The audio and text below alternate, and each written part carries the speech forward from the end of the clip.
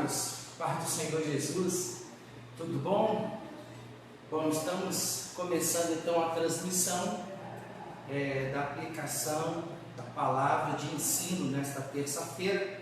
Vocês podem ver, eu também estou a caráter, porque um grupo daqui a pouco vai estar saindo, alcançando a comunidade do Parque das Gaivotas para uma carreata santa, evangelística, levando palavra de paz e de esperança para as pessoas. E tem um grupo bom ali fora do templo, e nós vamos estar louvando o Senhor, e daqui a pouco você vai estar sendo ministrado pela palavra de Deus com um tema abençoado para trazer edificação para a sua vida, amém?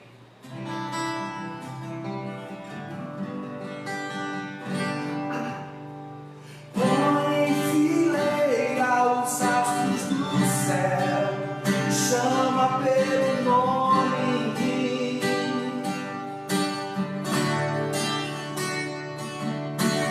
diz ao mar a quem te detenhas, dá forma aos montes,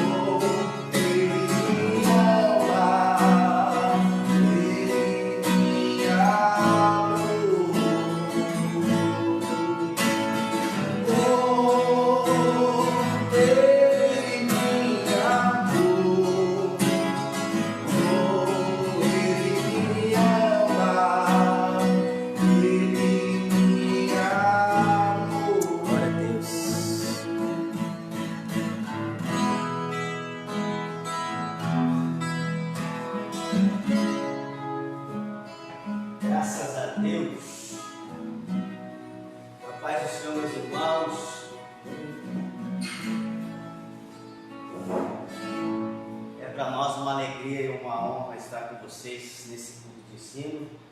Eu quero desde já agradecer a Deus por essa oportunidade e também a vida do meu pastor, esse que estava louvando aqui, nos presenteou, né, com esse período de adoração. Eu tenho certeza que você já está sentindo também aí a presença de Deus. Amém?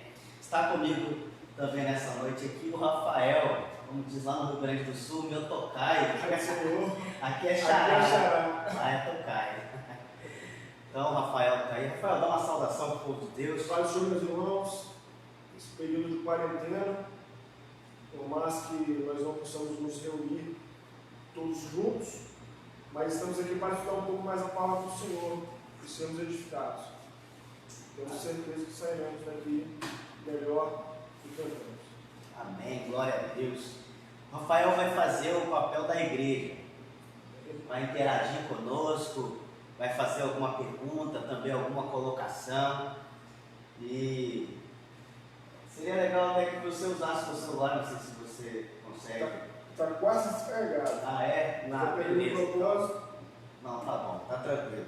Mas você pode estar interagindo aí conosco também, amém? Nós vamos fazer uma oração nesse momento e agradecer a Deus. Vou pedir para o Rafael fazer essa oração. Se você estiver me ouvindo mal, você pode escrever aí que nós vamos de alguma forma tentar melhorar. Pode orar. Meus pais, nesta noite nós queremos te louvar e te pedir, neste momento que esse estudo, aqueles que estão aqui, normalmente eu, e também aqueles irmãos que estão em casa, assistindo agora pelas redes sociais, possam ser edificados através da sua palavra, que o Senhor possa abençoar a vida também do pastor Rafael, que ele possa ser canal de bênção, do instrumento do Senhor para esta noite, para esse propósito. Venha abençoar também aqui o nosso pastor Marcos, o grupo de irmãos que está iniciando agora para o evangelismo de impacto aqui nas ruas do nosso bairro. E que essa população, essa região, saiba que só o Senhor é Deus e é capaz de trazer-nos a segurança para precisamos. Em nome de Jesus, é isso que pedimos. Amém. Amém, pessoal. Então nós vamos abrir o nosso texto bíblico nessa noite. Você vai poder interagir também. Nós vamos colocar alguma coisa no quadro aqui para que você possa de alguma forma também compreender melhor, tá bom? Mas vamos abrir em Efésios, capítulo 2.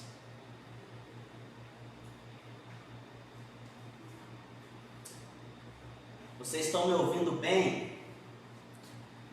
Beleza. Pedir ao Rafael que sempre for falar também, colocar uma voz mais alta, uma voz de trombeta. Amém? Vamos lá então para Efésios. Pessoal, é Efésios capítulo 2, eu vou colocar aqui, ó. Efésios capítulo 2, é o verso, eu vou ler do 19 ao 22. 19 ao 22. Amém? Pode olhar aí, Efésios capítulo 2. Eu vou ler do 19 ao 22. Então vamos ler. Você que tem a sua Bíblia pode acompanhar, ou você pode também acompanhar atentamente o que nós estamos lendo aqui. Rafael, faz essa leitura para nós. Portanto, não sois mais estrangeiros nem imigrantes. Pelo contrário, sois concidadãos dos santos e membros da família de Deus, edificados sobre o fundamento dos apóstolos e dos profetas, sendo o próprio Cristo Jesus a principal pedra angular desse alicerce. Nele, o edifício inteiro, bem ajustado, cresce para ser santo no Senhor, no qual também vós sois juntos, edificados pela morada de Deus no Espírito. Amém. Eu vou fazer leitura aqui para reforçar só do 21 e do 22 agora, numa versão um pouco diferente, que está escrito assim, ó. por meio dela, todo o edifício bem ajustado cresce para ser um templo santo no Senhor, o qual vós também sois edificados, morada do Deus Altíssimo. Amém? Ou morada de Deus, do Espírito Santo. Pessoal, então, vou apagar aqui, tá? Vou apagar aqui. Nesses dois versos que eu li, Rafael, o que me chamou mais a atenção para esse estudo de hoje são essas três palavras. Olha, edifício, isso? Edifício, templo. Pode ler para nós, Rafael? Morada. Então, olha lá, pessoal, ó, edifício, templo, 2 e morada. Edifício, templo e morada. São três palavras que estão inseridas nesse versículo, nesses versos que nos chamam a atenção nesta noite. Observe que, Rafael, o edifício é uma construção, tá? E na construção, imagina um edifício sendo construído, né? Na construção, os trabalhadores, eles vão lá todos os dias e trabalham para edificar alguma coisa, mas eles não ficam lá. Eles trabalham, trazendo para você entender, eles trabalham algumas horas, vamos dizer, se fosse no Brasil, 8 horas por dia, e dessa forma, quando chega o final do seu expediente, eles vão embora. Por quê? Porque o edifício ainda não está pronto. No templo, não, o templo já é o edifício pronto. Trazendo para os dias de hoje. O que seria o templo? O templo, trazendo para nós que vamos à igreja e temos essa palavra templo em comum, o templo é um local onde nós vamos e ficamos ali por algumas horas. Agora não é mais o edifício sendo construído, mas o templo pronto, onde nós estamos ali por 2, 3 horas em cada culto, né? E morada já fala de um outro nível. Então eu quero desde já dizer para você o seguinte, que essas três palavras aqui representa para nós, nesse estudo de hoje, as três fases da vida de um cristão. Por quê? Porque o edifício é quando está sendo construído algo em nós, Rafael. Nós estamos sendo discipulados, estamos aprendendo. Então, o que é o edifício? As coisas estão sendo colocadas em ordem ou dando forma a essas coisas, né? Tem o alicerce. Quem seria o alicerce desse edifício, Rafael? Da nossa vida? Da nossa vida. Cristo Jesus. Então, olha aí, como disse o Rafael, hoje ele faz o teu papel que está aí do outro lado. Muitas vezes, né, pastor, o edifício ele às vezes demorar a ser construído, tem que ser derrubado algumas coisas, né, ser construído em outro lugar. Assim também é a nossa vida como Cristo está nos construindo. E quando vai construir um edifício, Rafael, olha que legal, marca a hora aí, porque a gente não pode ficar aqui muito tempo. Temos que ser. Tá. Quando vai ser construído um edifício, precisa fazer um alicerce, né? Você disse bem feito, como disse muito bem, o alicerce é Cristo. Mas esse alicerce precisa ter profundidade, não é isso? Porque Cristo, ele é o quê? Ele é a rocha, né? Para encontrar uma rocha no meio de um monte de areia ou de terra, é necessário o quê? Que se cave, não é isso? Como diz lá em Mateus, acho que é capítulo 7, verso 24, que diz lá que fala de dois construtores. Alguém construiu a casa sobre a areia e sobre a rocha. O que aconteceu com aquele que construiu a casa sobre a areia? Veio o vento e derrubou. Olha aí, veio o vento e derrubou. Por quê? Porque não estava sobre a rocha. Mas para encontrar a rocha é necessário fazer uma boa fundação. Não é isso? Se nós formos fazer uma aplicação para hoje, Rafael, para você que está me ouvindo aí, quem mora do lado de um prédio que está sendo edificado, a primeira coisa que começa é aquela estaca, né? Não é isso? Barulho, né? Barulho. É o dia todo batendo. Então, você que já é um cristão, ou você que está me ouvindo e vai assistir essa live depois, quem sabe você está nessa primeira fase. E nessa primeira fase há muito barulho. Porque barulho de construção, barulho de coisas sendo edificadas, sendo mudadas na nossa vida. Não é isso, Rafael? E para encontrar a rocha precisa o quê? Profundidade. E essa profundidade leva um tempo. Já observou que fica por dias batendo naquela estaca? Até que. Sabe o que fica por dia? Até achar o solo apropriado, né? Isso, Rocha. até achar a rocha, né? Vamos dizer assim, para a aplicação de hoje. Porque na rocha nós ficaremos de alguma forma mais. De alguma forma não, nós ficaremos sustentados na rocha que é Cristo Jesus. Só que esse tempo que demora para encontrar a rocha, sabe o que ele representa na minha vida, na vida de vocês que estão aí, na sua vida, Rafael? O tempo do discipulado. Ele não pode ser feito de qualquer forma. É como uma árvore, né? Para uma árvore crescer visivelmente para cima, a raiz dela tem que estar fincada muito bem embaixo. Pois é, Rafael falou bem, né? Existe até estudos acerca da palmeira, né? Que a palmeira cresce primeiro para baixo e depois que ela cresce para cima, porque quando vem o bambu, né? O bambu chinês, tem até um livro do pastor Hernandes Dias Lopes, que ele fala muito sobre o bambu chinês, e ele fala exatamente isso, para que o bambu consiga nos ventos, né? O vento leva o bambu lá no chão, mas ele não quebra, é porque a raiz dele é profunda. A raiz dele está alicerçada sobre a rocha.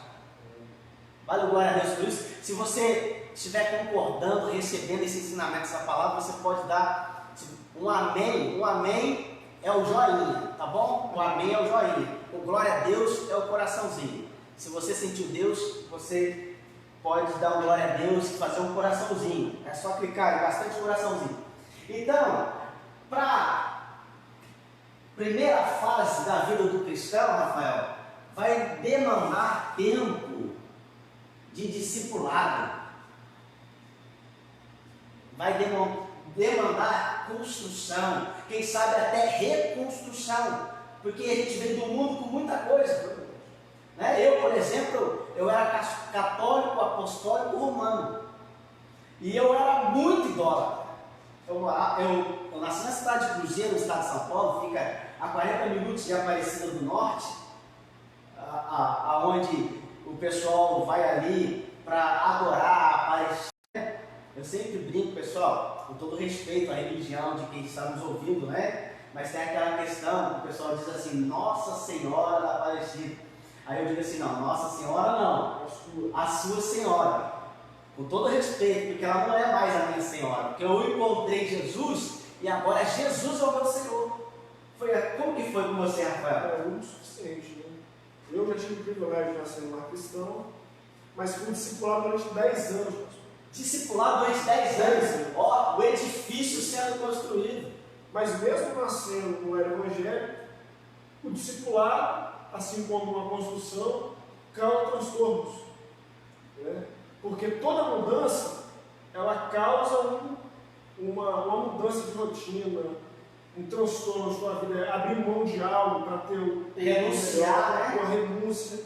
Isso. Então, a construção do edifício é a base, ela é importante, porque ela vai fazer com que nós nos preparemos para suportar coisas lá na frente. Não é isso, Rafael? Sim.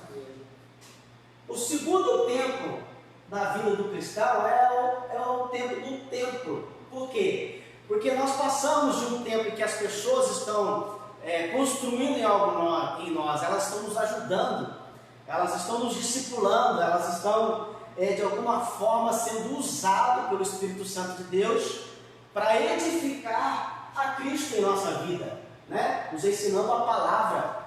Mas chega um tempo que nós somos templo, né?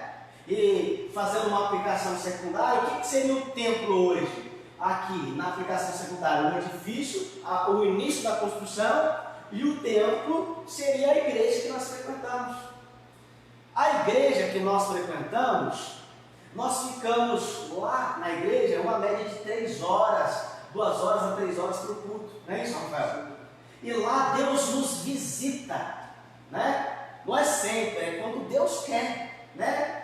Apesar que a palavra de Deus nos diz o quê? Que onde estiver 2 ou mais, ou 3, né, reunidos na tua presença, ali Jesus está. Mas eu falo daquela manifestação poderosa, onde o Espírito Santo vem com quebrantamento, as pessoas se sentem quebrantadas, elas choram na presença de Deus, elas se deixam se quebrantar, entregam no altar depois de uma ministração, de repente algo que elas precisavam mudar na sua vida.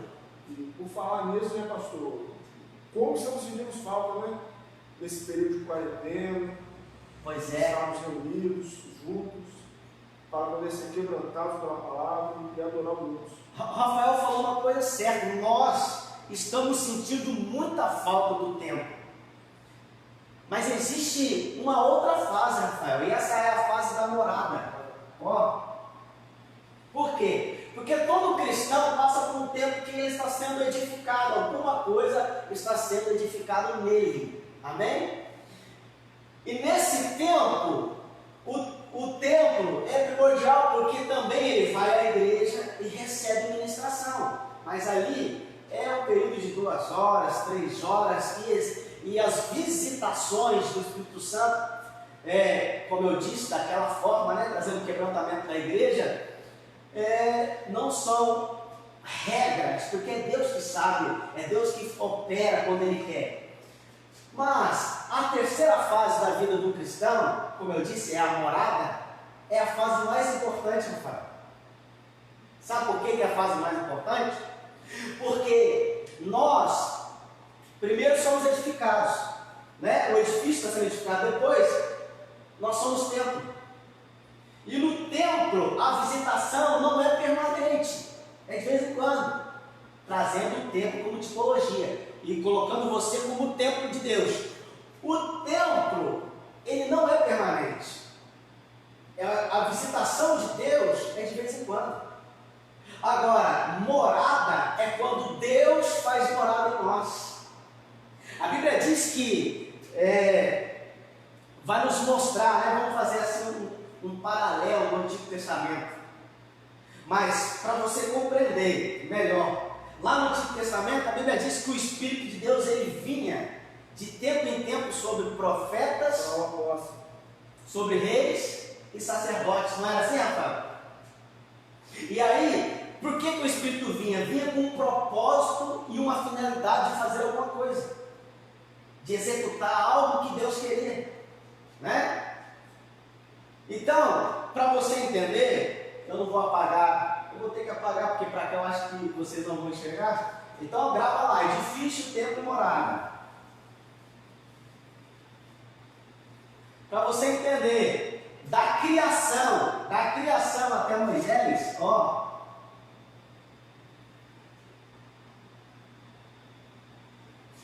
Está com álcool. Da criação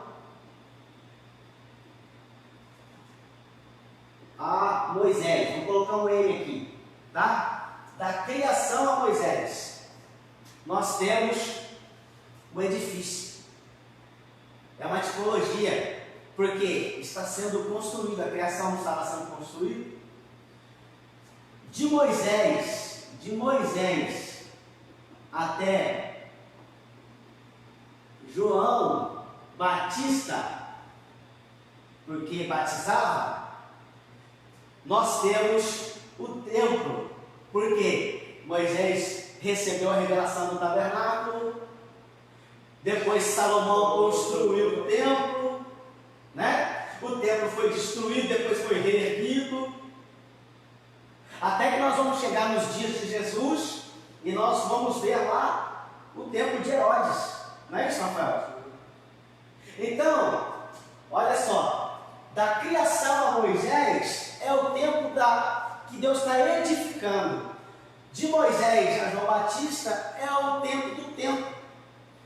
De Jesus, vamos botar lá, depois de João Batista, é o último profeta, como a Bíblia diz, vem quem? Jesus. De Jesus a hoje, de Jesus até hoje, não sei se vocês estão enxergando bem aí, nós temos o que? Morada. Rafael, é muito importante a gente estar no templo, porque tem a questão da comunhão, né? Mas trazendo para nós, para o corpo, quando nós somos o templo, a visitação não é constante, porque a visitação ela vem com um propósito do profeta profetizar algo para a nação de Israel. Quer ver isso? Existe um homem na Bíblia que percebeu isso. Abre comigo a sua Bíblia aí. Salmo 51. Salmo 51. Eles não sabiam que era assim, mas um homem na Bíblia percebeu que o Espírito de Deus, ele vinha e depois ele ia embora. 51. Salmo de Davi. Isso. Salmo de Davi. Salmo 51, o verso 11. O que diz aí? Não me afaste da tua presença, nem retires de mim o teu Santo Espírito. Olha só, não me afaste da tua presença e nem retire de mim o teu Santo Espírito, Rafael. Davi percebeu que diante do pecado, o Espírito de Deus se afastou dele. E aí ele vai orar a Deus. Posso dizer para você que ele é o único homem no Antigo Testamento que tem essa percepção de que o Espírito vinha de vez em quando, fazia algo que era preciso ser feito e depois ele ia embora. Davi percebeu que era possível e ele fez um pedido a Deus: viver constantemente com o Espírito Santo de Deus. Amém. É forte isso, Rafael? Então, existe um tempo na nossa vida que nós estamos sendo edificados. Existe um outro tempo que já são os templos e Deus nos visita de vez em quando. Mas o mais importante e o tempo de hoje é que nós sejamos morada. Vamos ver isso? Rafael, abre para nós lá em João, capítulo 14. E eu vou provar isso para você. Isso que o apóstolo Paulo disse em Efésios capítulo 2, 21 ao 20. João capítulo 14, versos 21 ao 23. Lê para nós. Aquele que tem os meus mandamentos e obedece a eles, esse é o que me ama. E aquele que me ama será amado por meu Pai. E eu também o amarei e me revelarei a ele. Então perguntou-lhe Judas, não Iscariotes: Senhor, mas por que te revelarás a nós e não ao mundo? Jesus respondeu-lhes: se alguém me ama, obedecerá a minha palavra, e meu Pai o amará. E nós viremos até ele e faremos nele nosso lar. Quem me ama, quem não me ama, não obedece. Até os 3. Isso. Beleza. O texto dele diz que se ama a Deus e guarda os mandamentos, o Pai e o Filho fará nele lar. Né? Olha só, eu vou ler uma outra versão, quem sabe a sua versão também diz diferente, mas já provou ali o que eu disse. Mas vou ler aqui na minha versão, 14, verso 23. Olha o que diz assim, ó. E respondeu-lhe Jesus: se alguém me ama, guardará a minha palavra, e o meu Pai o amará, e viveremos para ele, e faremos nele morada, Rafael. Então, esse é o tempo que Deus quer fazer morada em nossas vidas. Vale glória a Deus por isso? Glória a Deus. Quem sabe você está sentindo falta do templo. Amém? Mas trazendo para você, houve um tempo que você era templo, porque você tinha sido edificado. Mas nesse tempo Deus te visitava de vez em quando. Mas o desejo de Deus é que você seja a morada dele. E como que nós podemos ser morada? O verso está dizendo aqui, nós devemos amar e guardar a palavra de Deus. Vale glória a Deus por isso? Glória a Deus. Louvado seja o nome do Senhor.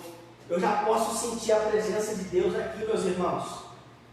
Então, nesses dias em que nós estamos mais dentro de casa do que no templo, eu acredito que Deus, Ele está de alguma forma dizendo para nós: manifeste que eu estou dentro de você, que eu moro em você.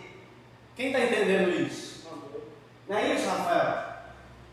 Porque é muito gostoso estar no templo. Nossa comunhão com Deus não pode ser baseada somente no templo, né? Ó, fala de novo, olhando para eles. A nossa comunhão com Deus não pode ser baseada somente no templo. Tá Tem vendo? uma vida pessoal com Deus. A nossa comunhão com Deus não pode se basear no templo. Então, as pessoas exaltam muito Enoque e dizem assim: Enoque andou com Deus. Amém, Enoque andou com Deus. Mas qual é a diferença de Enoque para nós? Sendo que agora a Bíblia diz que nós somos a habitação dele. Então, eu e você também andamos com Deus todos os dias. Você acredita assim, Rafael? Eu acredito. Isso é muito forte. Vale glória a Deus por isso. Se você está gostando, você põe um coraçãozinho, digita bastante coraçãozinho, ou então dá um joinha, compartilha com seus amigos também. Então, já falei de 3 fases na vida do cristão. Agora eu vou apagar aqui. Vou apagar aqui para que nós possamos dar continuidade ao estudo, tá? Hoje nós podemos ver na Bíblia, trazendo para nós, conjecturando o tempo da igreja. Eu posso dizer para você que nós somos militantes. A igreja, ela é militante, Rafael. E isso fica muito, muito evidente quando o apóstolo Paulo escreve em 2 Timóteo. Abra lá para nós, por favor. Eu vou escrever aqui, ó. Militante. O que a igreja é? A igreja é 2 Timóteo.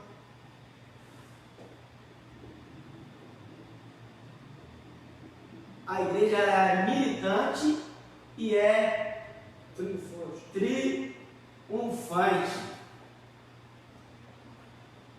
Militante triunfante. Capítulo 2, verso 3 e 5. Se liga no que o Rafael vai falar. Capítulo 2, verso 3 e 5. De 3 a 5? Isso. Participe dos meus sofrimentos como um bom soldado de Cristo Jesus. Nenhum soldado em serviço se permite envolver em negócios dessa vida civil, porquanto seu objetivo é agradar aquele que recrutou para a guerra. Da mesma forma, nenhum atleta é coroado como vencedor, se não competir de acordo com o regulamento. Está vendo? O soldado, o que ele é? Militante. Um militante. Ele é um militar. Então, o apóstolo Paulo compara nós, a igreja de Cristo, a um soldado que milita, que tem uma missão na terra, tem uma causa, que luta por essa causa, né? E eu falei aqui também de triunfantes, né? Triunfantes. Quem são os triunfantes? Os triunfantes são aqueles, Rafael, que morreram em Cristo Jesus. Por que triunfantes? Porque um dia eles triunfarão sobre a morte. Triunfarão sobre a morte. Eu queria ter mais tempo para poder falar um pouco desse cenário apocalíptico, mas o assunto hoje é outro. Mas para você compreender, eu tenho uma compreensão bíblica, e eu quero aproveitar você que está nos ouvindo aqui. A partir da semana que vem nós vamos estar ministrando sobre Apocalipse, mas não aqui na igreja, só lá nas minhas redes sociais. Mas nós temos uma visão de que a Nova Jerusalém, ela tem 3 dimensões. É muito forte isso, tá? Muito forte isso. E você pode, na próxima segunda-feira, eu creio, estar participando desse estudo comigo. E essas almas, Rafael, que morreram em Cristo, agora elas estão no paraíso. Elas estão naquilo que nós chamamos de ceia de Abraão, né? E lá em 1 Coríntios, depois, Isabela depois lê, só para nós não perder tempo, mas vou citar o texto, capítulo 5, do 1 ao 9, vai mostrar que essas almas estão nuas, elas estão nus. Ou seja, nessas, como eu disse, né? A Nova Jerusalém, ela tem 3 dimensões. E uma das dimensões é o será. Elas estão no será. O que vai acontecer com elas? Elas, quando a primeira trombeta tocar, essas almas, elas terão que retornar a essa terra. Para quê? Para tomar posse do corpo, esse corpo, para que esse corpo seja glorificado. Isso é muito profundo, é muito profundo. É por isso que a Bíblia nos compara com uma semente. E a semente, ela está guardada na terra, né? A terra já consumiu aquela carne ali e tal, na nossa compreensão, mas na verdade a terra está guardando essa semente para aquele grande dia. E como o texto bíblico diz, né? Num piscar de olhos seremos transformados. Então, os triunfantes, Rafael, são essas pessoas que nessa terra militaram um bom combate, como diz o apóstolo Paulo, né? Fala aí, Rafael. Combati um bom combate. Acabei a carreira e guardei a fé. Combati um bom combate, acabei a carreira e guardei a fé. Né? Então essas pessoas, quando elas morrem, um dia elas ressuscitarão de forma triunfante. Vale glória a Deus por isso? Na semana que vem eu vou falar sobre isso, irmãos. É muito profundo. É muito profundo. Vou apagar aqui para a gente dar continuidade. Então a igreja, ela é militante na face da terra, tá? Por que eu disse isso? Por que eu disse isso? Uma frase muito errada, Rafael, muito errada, que as pessoas sempre dizem, eu vou à igreja do João, né? Vou colocar aqui, ó, eu vou à igreja do João. Olha aí. É uma frase muito errada essa. A gente está acostumado, a gente sabe o que eles estão querendo dizer, mas é uma frase errada. Eu não posso dizer, eu vou à igreja do João, porque a igreja não é de A, e a igreja não é de B, a igreja é de Jesus Cristo. Por isso que ele afirmou, eu edificarei a minha igreja. Ó, fala de novo, Rafael. O próprio Cristo afirmou, edificarei a minha igreja, e as portas do inferno não prevalecerão contra ela. É interessante isso que você falou, porque a palavra inferno ali, na tradução que nós temos hoje, ela está adulterada. Ela está. Por quê? Porque o brasileiro pensa que o inferno é o pensamento correto, mas no sentido do texto está errado, porque o brasileiro pensa que o inferno é o último estágio do ser humano que viveu sem Deus, né? Só que a palavra correta ali seria local dos mortos, porque no grego ali aparece a palavra Sheol seria hebraico, no grego é a palavra Hades.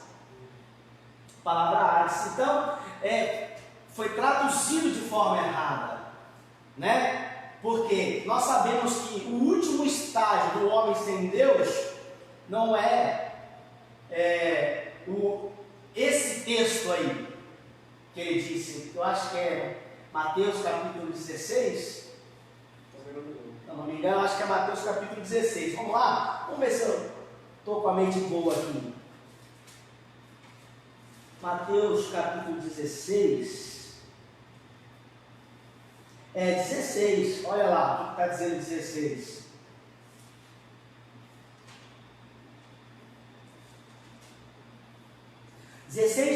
Eu também te digo que tu és Pedro, e sobre essa rocha edificarei a minha igreja, e os portões, aqui no meu já está corrigido, do Hades jamais predominarão sobre ela. O senhor também da Hades? Olha aí, você sabe o que você falou, inferno? Você cresceu ouvindo esse versículo. E a tua versão é uma King James, né? É uma versão muito boa. Então, preste atenção nisso que o Rafael falou. Quando o texto diz que as portas do inferno, tira essa palavra, é a porta do Hades. O Hades é o local dos mortos, que antes de Cristo tinha dois compartimentos. Os mortos sem reconhecer a promessa, ou seja, hoje seria sem Cristo, e os mortos que estavam aguardando a promessa. Jesus foi lá, pregou aos mortos, retirou aqueles que aguardavam a promessa e levou para o paraíso, para o seio de Abraão. Até aí não é o que eu quero dizer, mas para você entender melhor o que o Rafael falou. Quando a Bíblia diz, Rafael, que as portas do inferno não prevalecerão contra a igreja, que eu disse que não é o inferno ali, ela está dizendo as portas da morte, porque o Hades é o local dos mortos, não prevalecerá contra a igreja. Está vendo como dá outro sentido e tem muita gente dando essa entonação de forma errada? O texto está dizendo o seguinte, que a morte não tem mais poder sobre aqueles que estão em Cristo Jesus. Glória a Deus por isso. Glória a Deus, irmãos.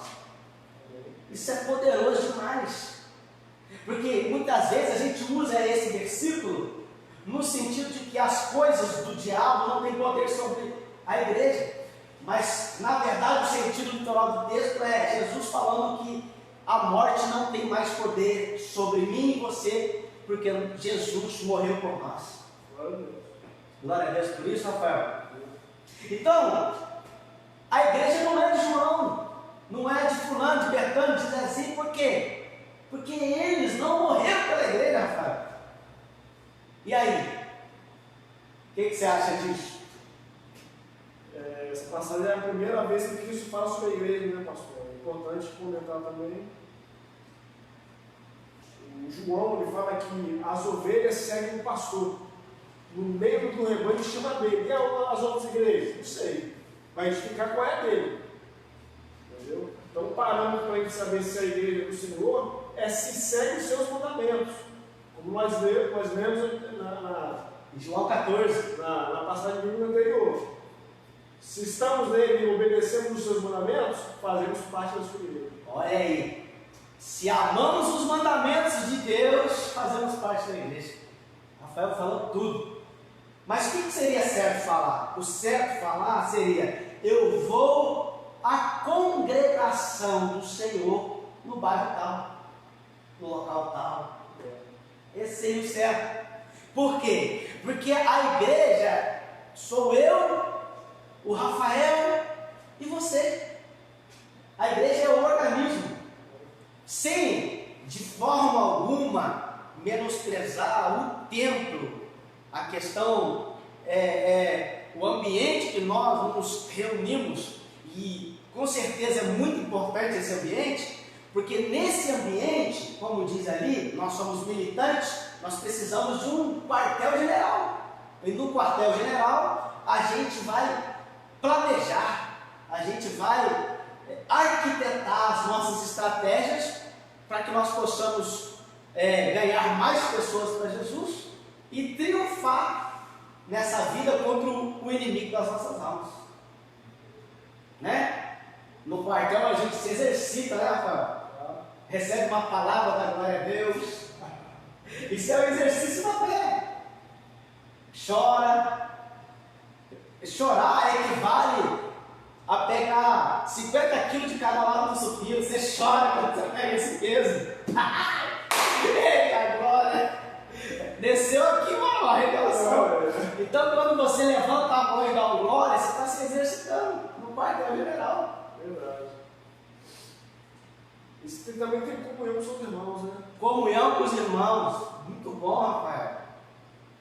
Né? A igreja também traz o que? Unidade no corpo. Porque nós sabemos que o corpo ele tem muitos membros. Né? Tem a unha, o dedo, a mão, o pulso, o antebraço, o braço, muitos membros. E fazendo uma tipologia, cada pessoa é parte do membro de Cristo. Forte isso, né, Rafael? Então por que eu estou falando isso? Por que eu estou falando isso? Porque nesses dias, mais do que nunca, Deus tem requerido de mim e de você que você manifeste esta igreja, que você manifeste essa presença que está em você. Não, obrigado. Obrigado. Então, Rafael, vamos dar continuidade aqui. Vamos ler o texto do Salmo 91. Salmo 91. Eu vou colocar aqui, ó. Salmo 91. Glória a Deus. Você pode dar glória a Deus aí, irmão. Amém? Salmo 91. Então você aprendeu já que você é a igreja. Amém? Salmo 91. Pode ler do 1 ao 6. Lê com uma voz de arcanjo, vai. Aquele que vive na habitação do Altíssimo e descansa à sombra do Todo-Poderoso, desfrutará sempre da sua proteção. Sobre o Eterno declara: Ele é o meu refúgio e minha fortaleza, o meu Deus em quem deposito toda a minha confiança. Ele te livrará do laço do inimigo ardiloso e da praga mortal. Ele te cobre com suas plumas, e debaixo das suas poderosas asas tu se refugias. Sua fidelidade é escudo e amargura. Não temas o terror que campeia na carata da noite, tampouco a seta que procura seu alvo durante o dia. Verso 6. Não temas a peste que se move sorrateiramente nas trevas, nem o demônio que devasta ao meio-dia. Olha aí. Sabe que a gente usa esse texto, né? A gente usa esse texto para de alguma forma nos segurar nele, no entendimento de que nada vai nos atingir. Mas o que acontece? Eu quero dizer para você, Rafael, que essa sombra do onipotente para a igreja, ela representa o corpo de Cristo. É o tema do estudo de hoje. Essa proteção que nós tanto invocamos no Salmo 91, trazendo para agora, essa proteção está no corpo de Cristo. Mas quando a gente iniciou o estudo, eu falo isso sentindo a presença de Deus, as pessoas de alguma forma usam esses versos sem conhecer o contexto bíblico. Então, se a pessoa não ama as palavras de Deus, se as palavras de Deus não estão nele, Deus faz morada nele? Então ele tem proteção? E aí? Mas Deus mesmo assim tem misericórdia. Pela misericórdia. Pela misericórdia. Tá certo? Pela misericórdia. Mas por que eu estou falando isso, Rafael? Estou falando isso porque eu quero que você compreenda que o inimigo das nossas almas, ele aproveita a nossa ignorância.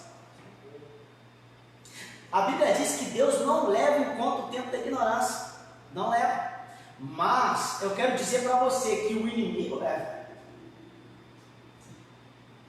Olha essa frase. Essa é uma frase minha.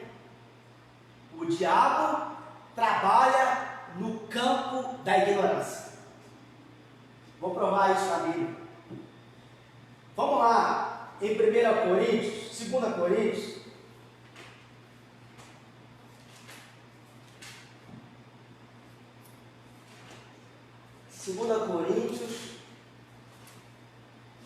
Capítulo 4, irmãos. 2 Coríntios, capítulo 4. Olha o que diz o texto. Capítulo 4, verso 4. Olha o que diz.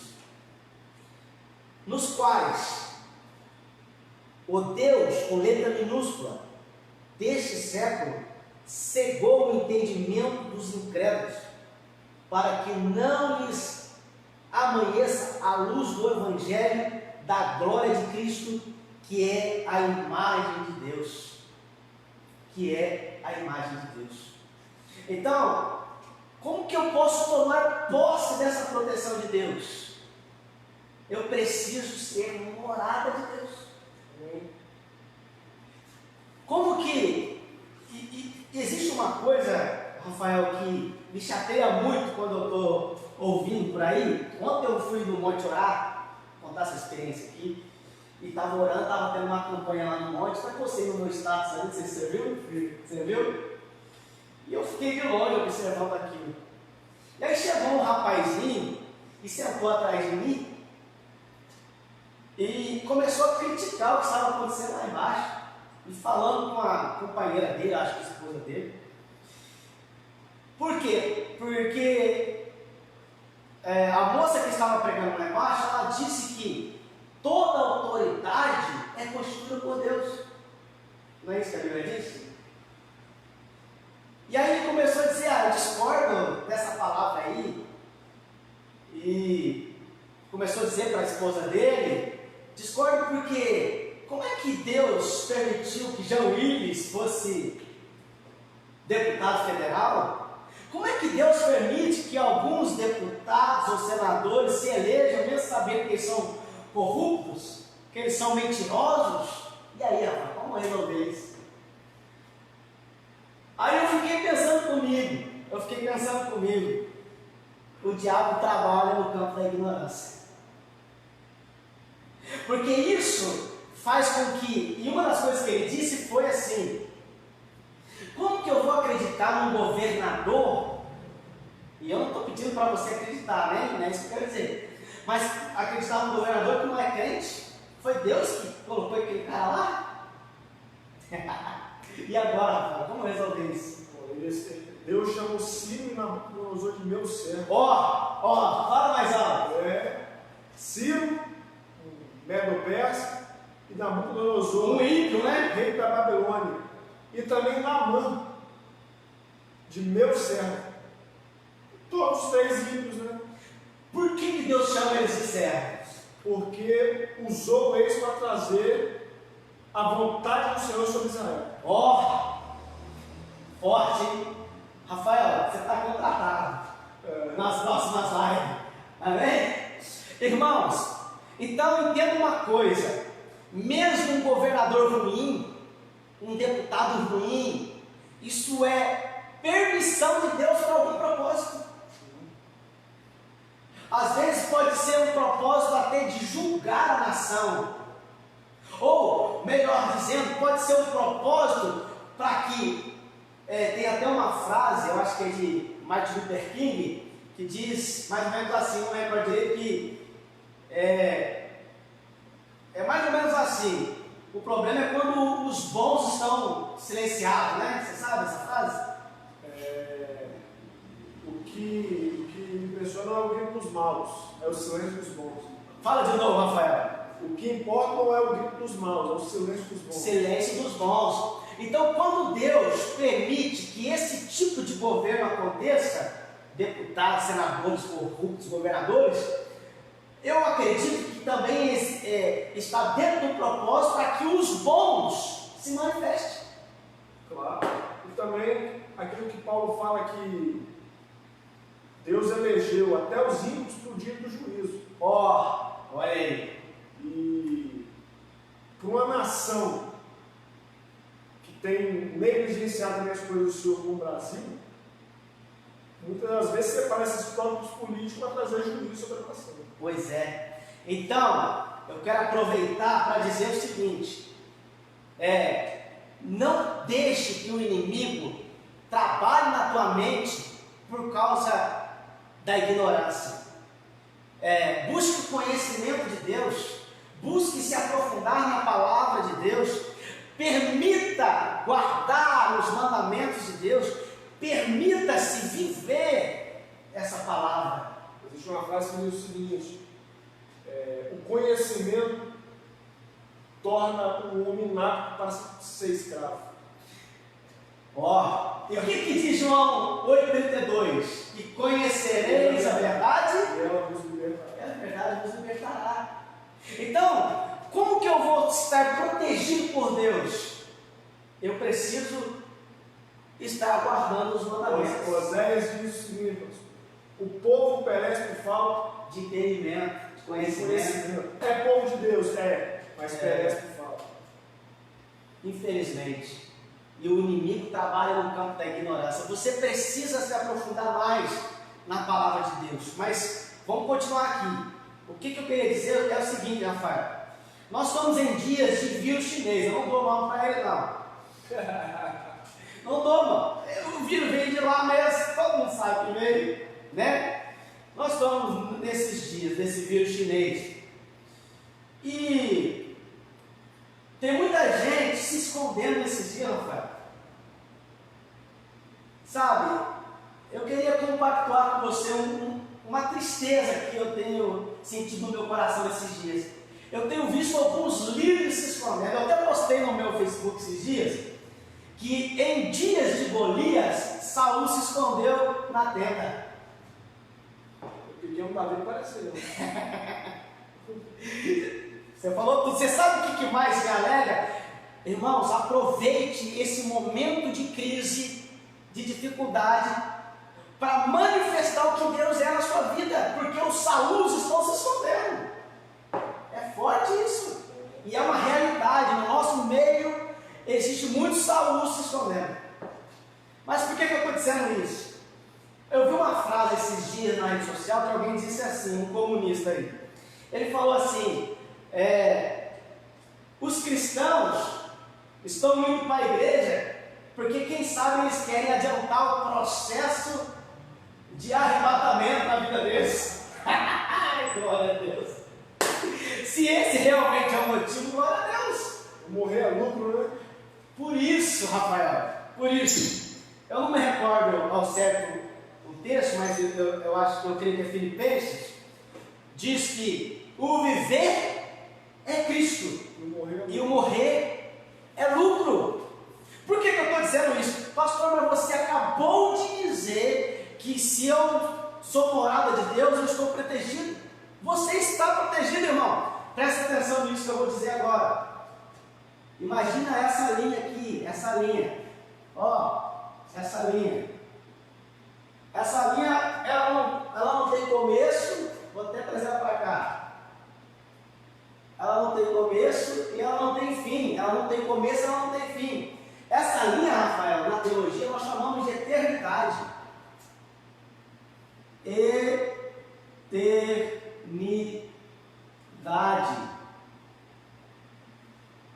Eternidade. Então, muita gente fica fazendo separação de vidas. Tipo assim, como se nós tivéssemos várias vidas, e nós não temos várias vidas. Nós temos uma vida só. Por mais que esse tempo presente, ele é muito pequeno diante da eternidade, mas você só tem uma vida. Porque essa vida que você tem, ela também está dentro desse tempo chamado eternidade. Vamos dizer que dentro de todo esse período eterno, você viveu nesse tempo aqui. Vamos botar aqui o Rafael. Só que, se aqui eu morri na carne, eu não morri na alma. E o Espírito voltou para Deus. Para quê? A minha alma, ela, eu creio, em nome de Jesus, que se Jesus tocar a trombeta lá, você salva. Você crê, Rafael? Então isso significa, Rafael, que, olha, presta atenção nisso aqui, você que está me ouvindo. Isso significa que O viver é Cristo e o morrer é lucro. Por quê? Porque eu sigo na eternidade com Deus. A minha vida não acaba. E esse que é o problema. Porque as pessoas estão apegadas com o quê? Eu não casei ainda. Eu não fiz faculdade ainda, não tenho um bom trabalho. Eu não vivi a minha chamada, eu não vivi o meu ministério. Poxa, eu não queria abandonar os meus filhos. Ninguém quer. Porém, um cristão precisa, eu preciso dar essa notícia para você. O que é estar protegido por Deus? Estar protegido por Deus é nessa vida e também quando nós tivermos entrado na eternidade. Porque esse corpo aqui é o passaporte para essa vida, mas nos garante um pequeno tempo diante de toda a eternidade que nós podemos viver ao lado de Jesus. Então isso significa o quê? Que o mais importante nesses dias é ter o nome escrito no livro da vida. Você entendeu isso aqui, Rafael? Você entendeu? Quer fazer um comentário? Pode falar. Bem explicado. Então, estar no esconderijo do Altíssimo significa estar protegido por Ele em toda a eternidade. Porque isso para um outro dia, para um outro estudo, nós sabemos que quando nós acreditamos biblicamente, que quando nós aceitamos a Cristo como nosso Salvador, nós recebemos o selo. Já ouviu isso na Bíblia? O selo do Espírito Santo. O penhor, a garantia, né? E essa garantia já é uma proteção de Deus. Para quê?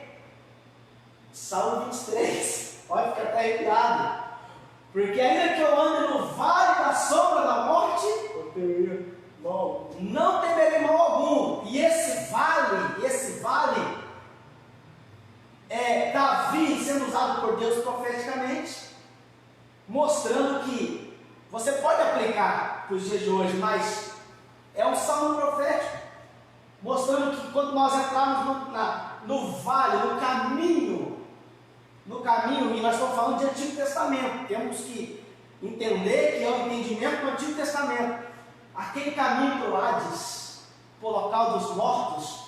Naquele caminho, os anjos fazem separação de quem ia para o local onde estava guardando a promessa e de quem ia para o local. Isso fala muito naquele livro, O Peregrino. Quem já leu aquele livro, né? Claro que a Bíblia também nos dá essa base. Então isso significa o quê? Que esse penhor é uma proteção divina para que nós vivamos toda a eternidade do lado de Deus. Amém? Você entende assim, Rafael? Glória a Deus. Então vamos continuar aqui. Então, ter a proteção de Deus é importante demais. E como que eu faço isso nessa vida? Guardando os mandamentos do Senhor. Que horas que é, Rafael? 5 para as 9. Nós temos aí mais 5, 10 minutos no máximo para nós encerrar isso aqui.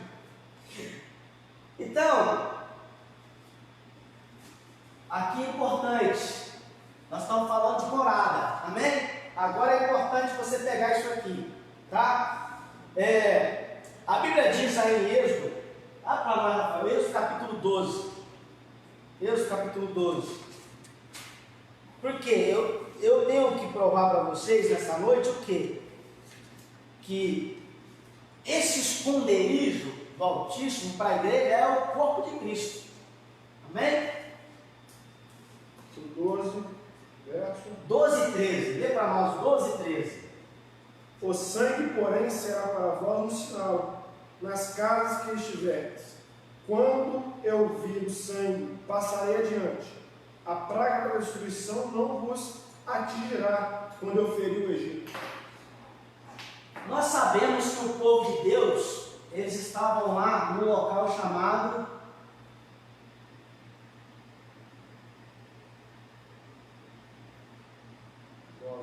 Gósen. Amém? Nós sabemos. Vou melhorar aqui porque vai ser importante. O povo de Deus estava no local chamado Gósen.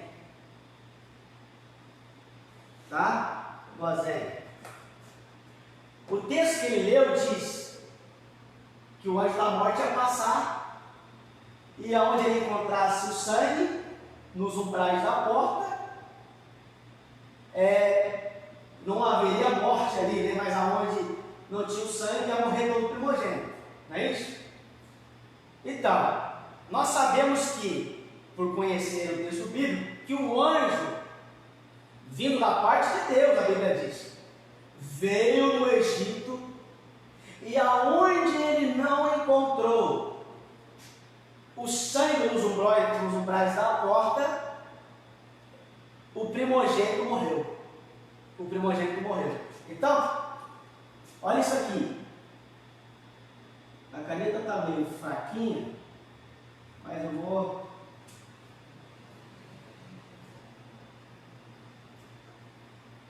Isso aqui é o Egito. Vou colocar aqui, Egito. Ok? Isso aqui é o Egito. Vou mostrar aqui no desenho que eu fiz na minha folha. Ó, o Gósen e o Egito. Tá? E o Egito. Então, todos que estavam no Gósen, passaram. Vou botar aqui as casinhas, ó, as casas,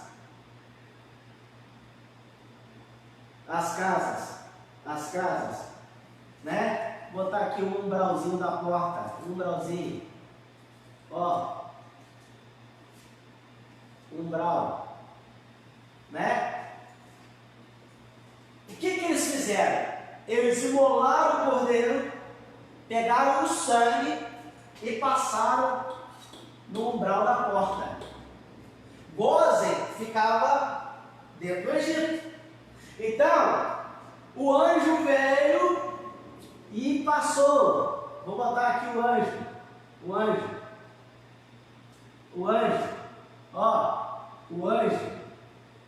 da morte. Ele veio e passou e aonde ele, em toda a terra do Egito, vou colocar aqui, ó. Aonde ele passou e não encontrou o sangue no umbral da porta, não houve morte. Mas é importante você notar isso aqui. A ordem era que eles ficassem na sua casa. E a casa deles era onde, Rafael? Gósen.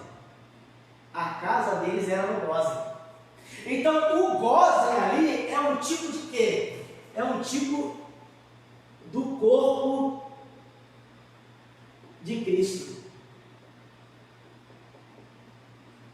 O Gósen ali é um tipo do corpo de Cristo. Eu vou colocar aqui, ó, no meu papel, o corpo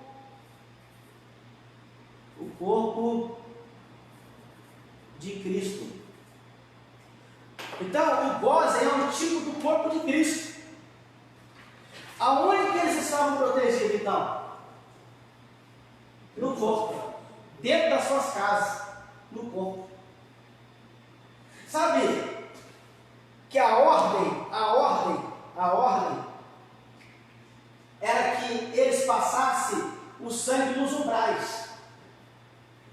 E eles não poderiam sair das suas casas. A sua casa era o Gósen. Então o Gósen representa o corpo de Cristo. Então eu quero dizer para você, você é a casa de Deus, a morada de Deus. Não é isso, Rafael? Então não vai adiantar eu ficar escondido na minha casa. Porque a Bíblia diz o quê? A Bíblia diz que se Deus não trabalha, em vão vigia o sentinela. em vão vigia o sentinela. Olha isso. Então, o mais importante, quando eu me apego com esse Salmo 91, é entender que eu preciso estar no corpo de Cristo. Eu estando no corpo, Cristo fazendo morada em mim, como diz o texto de João, capítulo 14, verso 23, fazendo morada em mim, então, eu sou esse corpo. E isso fica muito claro em Efésios, capítulo de número 5, verso 23 em diante, que diz ali que Cristo ele é o cabeça da igreja. Então a igreja é o corpo. Se a igreja é o corpo, Rafael, logo eu entendo que eu e você somos a igreja. E se nós estamos mesmo nesse corpo, nós temos essa proteção. Vale glória a Deus por isso? Lembra que a proteção vale para a vida eterna, não é só para essa vida. Vale para, melhor dizendo, né? Que eu quis desconstruir aquilo, porque a gente tem mania de achar que nós temos a vida, essa vida e a vida eterna. Não, é uma vida só. Ficou claro isso aqui, Rafael? Tá, então eu vou apagar. Vou apagar, porque nós estamos caminhando para o encerramento. Ó, presta atenção aqui. Presta atenção aqui. Sabe qual é o problema, Rafael? Sabe qual é o problema? A ignorância do povo, como eu disse. No campo da ignorância. Por quê? Vamos dizer, Deus deu uma ordem, fique na casa, engozem o corpo de Cristo, como eu disse aqui, passe o sangue nos umbrais da porta, né? Aí vamos dizer, vou colocar aqui, ó, número 1. Tá difícil. Vou colocar aqui, ó, eu tenho aqui umas folhas, não tá, porque isso aqui é bom para você ter um entendimento, tá bom? Ó, número 1. Aí eu vou colocar aqui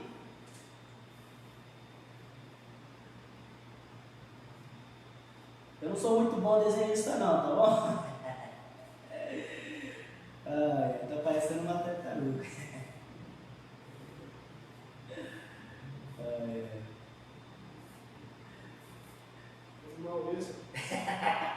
Vou melhorar esse desenho, né? Vou melhorar aqui. Meu Deus, só atenção. Tá, vou fazer aqui de outro jeito. Melhor assim. Tá bom? Ó, presta atenção aqui. Número 1. Vamos dizer que o povo só matasse o cordeiro e não passasse o sangue no umbral da porta. O que ia acontecer? Só matou o cordeiro. Será que eles iam permanecer vivos? Porque a ordem era ter passado, né? Então, isso fala de pessoas que olham para nós e dizem assim, eu tenho Cristo no meu coração, ou seja, na minha mente. Ou seja, para ele, estar em Cristo é só isso. Ele não precisa de mais nada. Ele só precisa entender que Cristo está no coração dele. É suficiente, Rafael? Não é suficiente. Não é suficiente. A ordem era que o sangue fosse passado nos umbrais da porta. Vou colocar aqui, número 2. Número 2. Vamos dizer a bacia. Ó, a bacia. Vou colocar aqui para vocês verem. A bacia. Tá? Número 2, a bacia. Vamos dizer que o sangue, depois de enrolado, eles colocaram na bacia, só na bacia, e não fizeram mais nada. Ia salvar eles, Rafael? Não ia salvar eles. Não ia salvar eles. Sabe o que isso fala? A bacia no Antigo Testamento, no tabernáculo, ela era feita com bronze, né? Com um espelho das mulheres, né? Refletia a imagem. Então, quando o sumo sacerdote ia lavar a mão na bacia de bronze, ele lavava a mão, mas ele se enxergava ali. Então, isso aponta para aquela doutrina que eu formo para justificar a mim mesmo, as minhas vontades, os meus desejos. Eu crio uma doutrina bíblica para justificar aquilo que só eu acredito. Existe isso, Rafael? Certeza. Tem muito, né? Tem muito. E é por isso que o diabo trabalha no campo da ignorância. Já estou encerrando. Mas número 3. Ó. Número 3. Ó, número 3, a porta, o umbral da porta. Amém? O que representa esse umbral da porta? Esse umbral da porta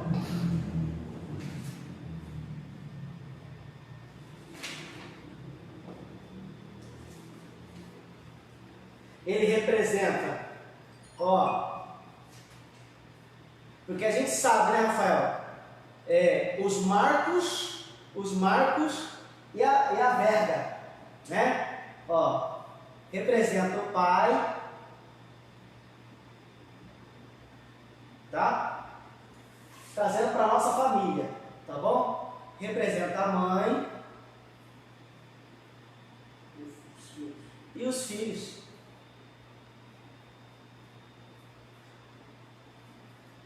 Por que a verga, que é a parte de cima, olha aqui, o pai, a mãe e os filhos. Por que a verga em cima é os filhos? Porque é a junção do pai e da mãe, né? Correto esse pensamento?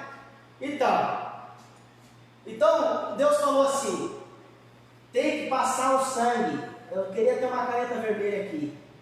Tem que passar o sangue. Hoje nós não estamos preparados para a caneta vermelha. Tem que passar o sangue no umbral. Ou seja, existe um interesse de Deus. E aqui eu quero encerrar dizendo que nesses dias, em primeiro lugar, Ele quer manifestar essa morada em nós. Em segundo lugar, essa verga e esses umbrais, esses marcos, representam a família. Então, em segundo lugar, é Deus querendo que você, que é morada de Deus, se manifeste lá na tua casa para a salvação deles também. Amém, Rafael? O que você acha disso? Certeza, o que o Salomão fala, né? Ensina a criança no caminho que deve andar, e for velho não se desviará dele. O papel dos pais é fundamental na vida dos filhos. Aí, tem gente achando o seguinte, é importante a gente atender às exigências do Ministério da Saúde? Claro que temos que cuidar, não podemos ser irresponsáveis, né? Cuidar dos idosos, das pessoas de risco. Eu não estou fazendo política aqui, não é isso, irmão. Mas eu estou trazendo para os crentes. Mas o que nós estamos vendo muito nesses dias, e eu volto aqui, é pessoas que ainda não são moradas. Pessoas que ainda são, lembra do tópico 2? São templo. Templo. Sabe por quê, Rafael? Porque para elas receber a visita de Deus de vez em quando é o suficiente. Trazendo para os dias de hoje, vir na igreja e adorar a Deus é o suficiente. E agora que não tem mais igreja, que a maioria das igrejas estão fechadas, o que você está fazendo? O que nós estamos fazendo? Essa é a hora da igreja manifestar o quê? Morada. Essa é a hora de nós, vou escrever aqui, ó, sermos morada. Ó, morada. Esse é o tempo. Eu quero terminar contando uma experiência. Um pastor, uma certa feita, Rafael, ele serviu a ceia na igreja e deu os cálices da ceia, depois de servir, aquele cálicezinho, para que os irmãos levassem para casa, como simbologia. E os irmãos levaram esse cálice para casa. Aproximadamente 140 famílias levaram esse cálice para casa. Isso foi algo tão poderoso, Rafael, que a igreja encheu depois. Ele pôde catalogar mais de 300 pessoas se converteram a Jesus por causa daquela simbologia. Porque ele teve essa ideia, as pessoas levaram o cálice para casa e eles manifestaram lá o porquê de levar o cálice, explicaram, e as pessoas se sentiram tocadas por Deus a ponto de se converter. Foi uma experiência tremenda. É um pastor amigo meu. E aí alguém vai dizer assim: poxa, mas isso é um excesso. Peraí, nós temos que entender o que é excesso e o que não é. Eu vou encerrar aqui. 1 Coríntios capítulo de número 12. Rafael, que interessante isso aqui. Capítulo 12, verso 6. Diz assim: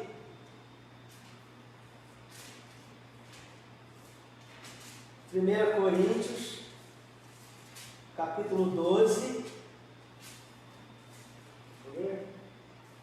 verso 6. Pode ler.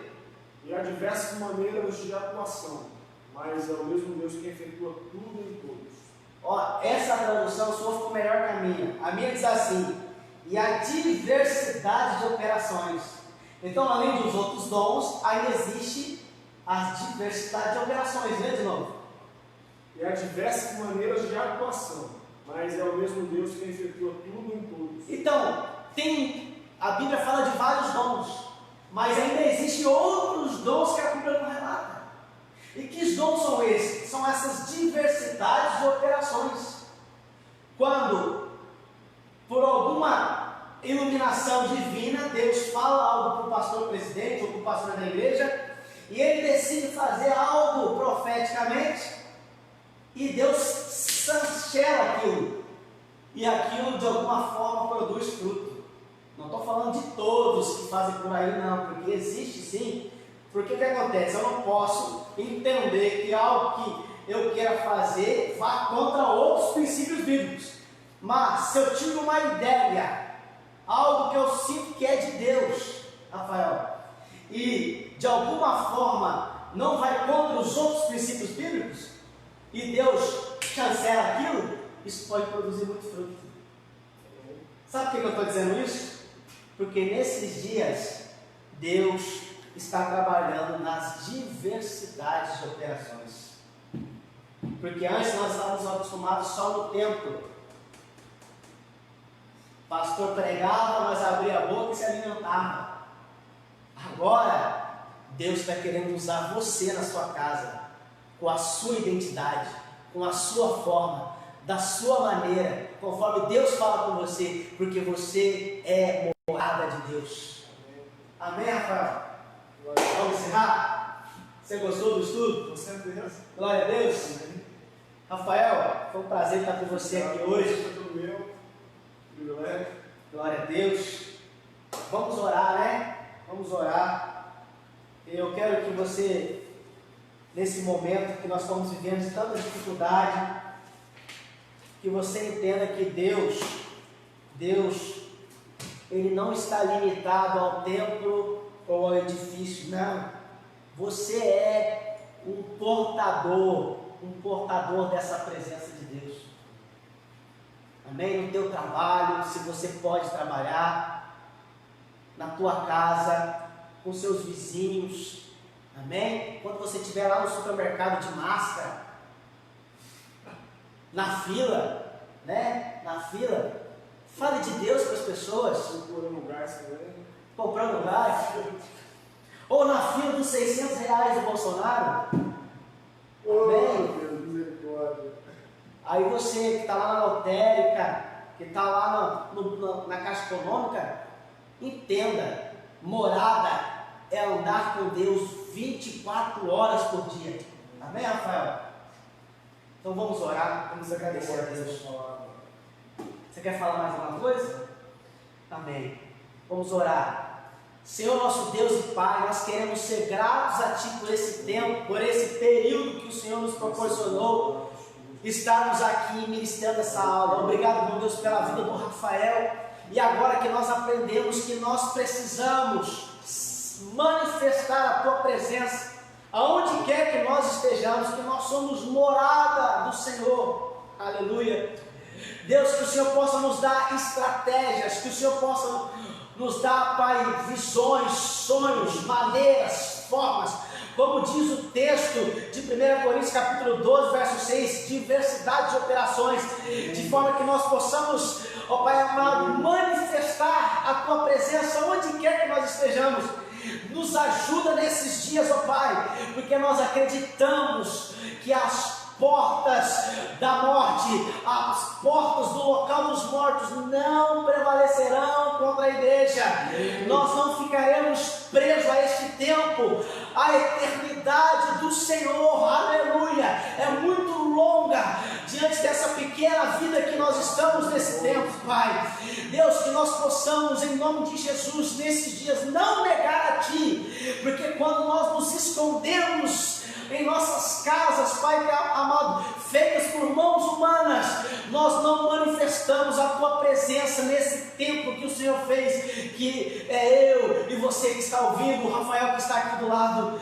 Deus, que nesses dias o Senhor levante Davi, ó Pai, homens cheios da Tua presença, porque diz a Tua palavra em 1 Samuel capítulo 13, verso 16, que quando Davi foi ungido, o Espírito de Deus se apoderou completamente de Davi, ou seja, ele é o tipo de Cristo, ele é também para nós profético, porque o Espírito de Deus se apoderou dele, assim como se apodera de nós, e nós somos moradas de Deus, moradas do Altíssimo. Pai, que nesses dias nós possamos manifestar a Tua presença, aonde quer que nós estivermos, meu Deus, que nós não venhamos nos acovardar, que nós possamos ser cheios da Tua presença, de forma que essa presença nos encoraje a enfrentar esse gigante que está lá fora. Obrigado, bom Deus, por este tempo. Abençoa Teu povo em nome de Jesus. Amém? Deus abençoe vocês. Rafael, salve o povo aí. Paz. Amém? Que a graça do nosso Senhor e Salvador Jesus Cristo, o grande amor de Deus e as consolações do Espírito Santo estejam com todos que aguardam a volta de Jesus. E todos dizem amém.